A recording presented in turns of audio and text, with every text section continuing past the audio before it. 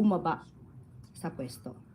This is definitely a form of political destabilization. Correct. Pinapahina niya ang public confidence ng tao sa Correct. administrasyon. And those words contribute to the climate of uncertainty and crisis. Kung handa siya, makikita po natin, nag-anticipate siya na mawawala ang Pangulo. Yan po ang balak nila.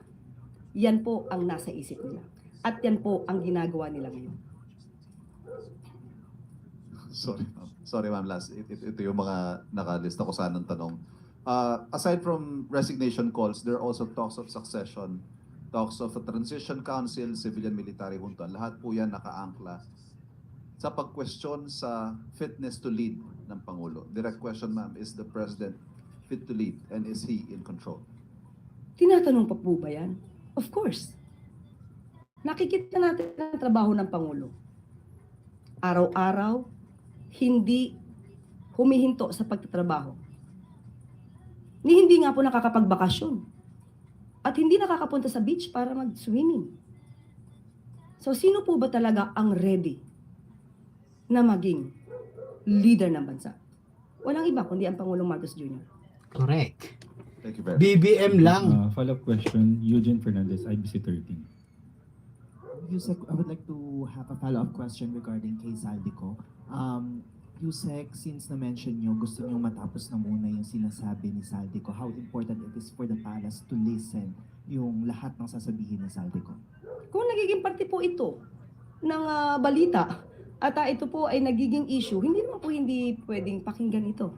Kailangan lahat po na nangyayari sa bansa, basta po verified, pinapakinggan po ito. At kailangan din pong ikonsidera. So kailangan matapos muna kung anong sinasabi niya. At mas maganda, ayon sa Pangulo, umuwi siya rito. Correct. At dito niya, ikwento lahat yung nais niyang ikwento. Dahil kapag nagkukwento ka lang sa likod ng monitor, ang hirap tignan at i-assess ang credibility ng taong nagtatago lang. Thank you, Yusek. Thank you. Next is Marker Sargan, Brigada. Good morning, Yusek. Sa budget deliberation po kahapon ng Senate, nabanggit po or nag-present si Senator Robin Padilla ng isang voice clip na ang sinasabi allegedly binabanggit po na voice recording nyo daw kausap yung mga vlogger. Baka gusto nyo pong sagutin ito, ma'am. For the satisfaction of Senator Robin Padilla, hindi po ako ang nasa video clip. Dahil sa ating pagkakaalam, itong video na to ay lumabas na noon pa at ibang muka ang pinapakitang binabanggit na madam. Hindi nga po ito kinover ng mainstream media. Dahil lumalabas, ayaw nila maging lihitimong balita ito nang hindi naman nila alam ang source. So I deny that the person o kung sino man sa dalawa doon, na it's I was talking to a certain vlogger. Now, si Senator Robin ay nagpapanukala ng anti-troll farm bill.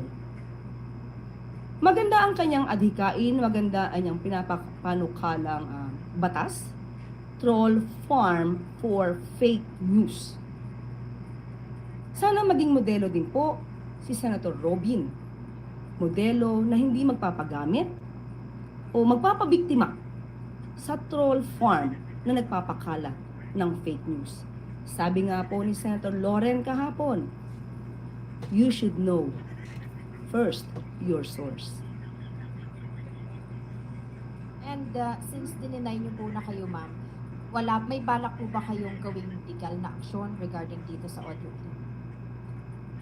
Hindi nga po natin alam kung saan galing. Mas maganda po itanong niyo po sana kay Senator Robin, saan niya po ba nakuha ito? Anong source ito galing? Sa ating pagkakaalam, hindi ito galing sa mainstream. Kung galing ito sa mga troll, obligasyon niya pong magsabi kung saan yung source. Thank you. Next is Ana Bajo.